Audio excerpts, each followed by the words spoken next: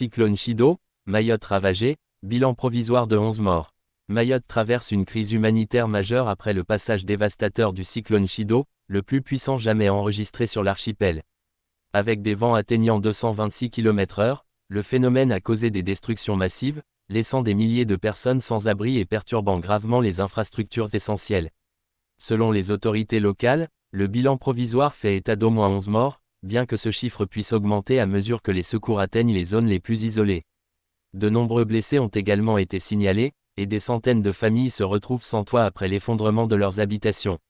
Le préfet de Mayotte a déclaré que « Beaucoup d'entre nous avons tout perdu », soulignant l'ampleur de la catastrophe.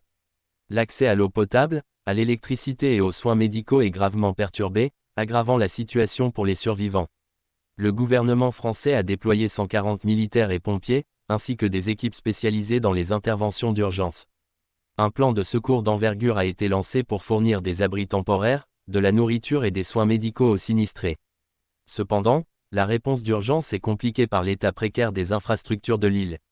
De nombreuses routes sont impraticables en raison des débris, et les communications restent partiellement coupées. Mayotte, département français situé dans l'océan Indien, est l'un des territoires les plus pauvres de France.